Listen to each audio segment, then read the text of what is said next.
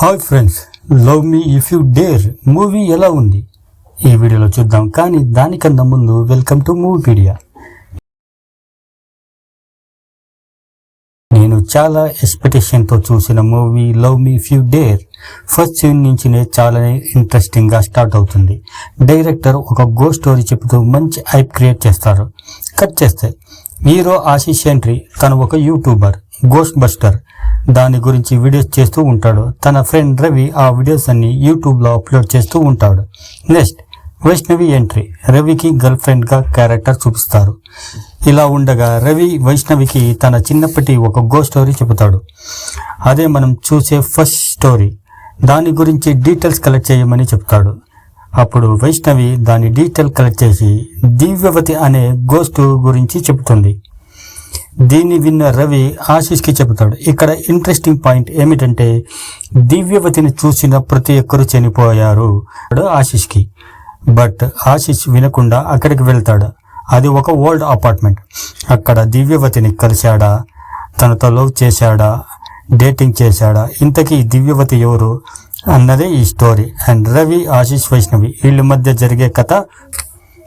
ఈ cinema story line వరకు బాగానే ఉంది, కానీ bad screen play and silly logics, అనవసరమైన సబ్ ప్లాట్ స్టోరీస్, కన్ఫ్యూజ్ వల్ల ఆడియన్స్కి సినిమా అంతగా నచ్చదు. ఇది ఇలా ఉంటే ఇందులో ఆర్ఆర్ పార్ట్ తక్కువ అండ్ ఆర్ఆర్ కోసం రాసుకున్న సీన్స్ కూడా తక్కువే. అండ్ లవ్ స్టోరీ అసలుకే లేదు.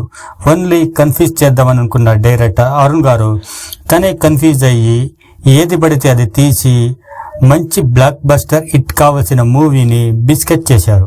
అండ్ వేరే పాజిటివ్ విషయానికి వస్తే మూవీ విజువల్స్ అంటే సినిమాటోగ్రఫీ చాలానే బాగుంది. మ్యూజిక్ కీరవాణి గారు చాలానే బాగా ఇచ్చారు. BGM also very good. And cinema interval దాకా మంచి హైప్లో వెళ్ళి ఒక ట్విస్ట్తో బ్రేక్ ఇచ్చారు.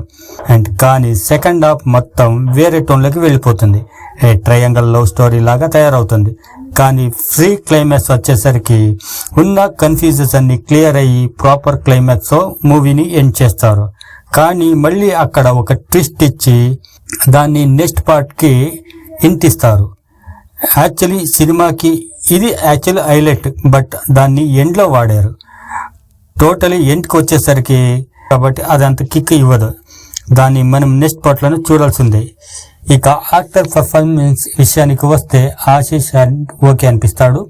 అండ్ వైష్ణవి కొంచెం బెటర్ అనిపిస్తుంది. అండ్ రవి క్యారెక్టర్ అంతగా ఎఫెక్ట్ చేయదు. అండ్ ఇంకొక యాక్ట్రెస్ సిమ్రాన్, తనకి అంత స్కోప్ లేదు. జస్ట్ 3-4 సీన్స్కే సరిపెట్టేశారు.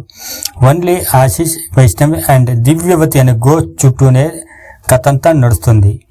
Finally one time watchable movie If You Dare or wait for OTT. మీలో ఎవరైనా మూవీస్ చూసింటే ప్లీజ్ ఎలా ఉందో కామెంట్ చేయండి.